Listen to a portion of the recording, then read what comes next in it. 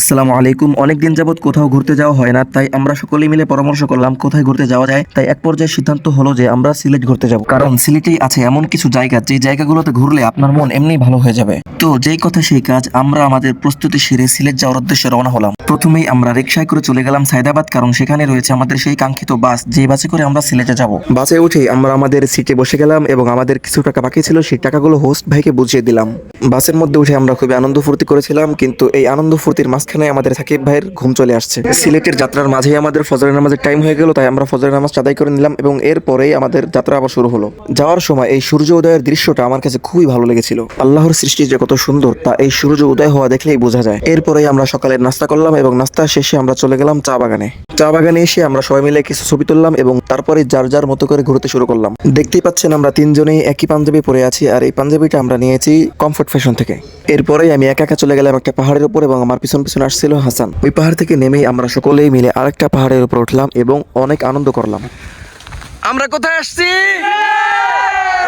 সিলেটে গিয়ে আমাদের অনুভূতি কেমন ছিল তা আমাদের আনন্দ দেখেই বুঝতে পারছেন। এখন আমরা যাচ্ছি সিলেটের মধ্যে সব থেকে উঁচু পাহাড়ে, আর আমাদের সাথেই আছেন শাওন ভাই, ইলিয়াস ভাই, মাহফুজ, হাসান ও বশকিত সাকিব ভাই।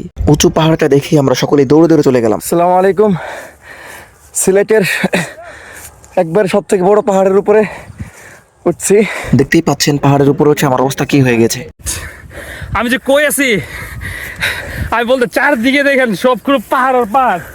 এই পাহাড়টা এতই উঁচু যে আমরা দুইজন ছাড়া আর কেউ উঠতে পারিনি। পাহাড়ে ওঠার পরে তো শাওন ভাই পুরোই অবাক হয়ে গেছে। এরপরে আমরা বাসে করে চলে গেলাম রাতারগুল, আর রাতারগুল গিয়েই সর্বপ্রথম চা খেয়ে নিলাম।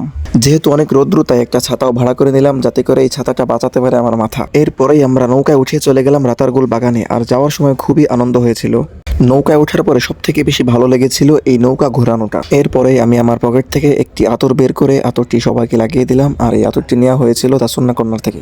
দা সুন্নাহ কর্নারের আতরগুলি খুবই ভালো, আপনারা চাইলেও নিতে পারেন। রাতারগুলে ঘোরাফেরা শেষ করে আমরা চলে গেলাম আমাদের সেই কাঙ্ক্ষিত স্থান সাদা পাথর। সাদা পাথরে যাওয়ার আগেই আমাদের মন জুড়িয়ে গেল ওই ইন্ডিয়ার পাহাড়গুলো দেখে। ভোলাগঞ্জ গিয়ে সর্বপ্রথম আমরা আমাদের দুপুরের খাবারটা সেরে নিলাম।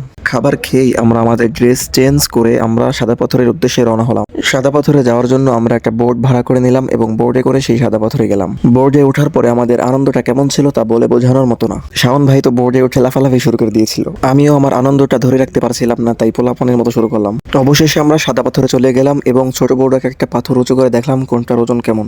যেহেতু এখন বর্ষার সিজন না, তাই পানি খুবই কম ছিল। তারপরেও এই ঝর্ণার পানির স্রোত ছিল অনেক। ঝর্ণার এই পানি দেখে আমাদের আর সহ্য হচ্ছিল না, তাই আমরা সকলেই মিলে গোসল করতে নেমে গেলাম এবং অনেকগুলা প্রসাব দিলাম।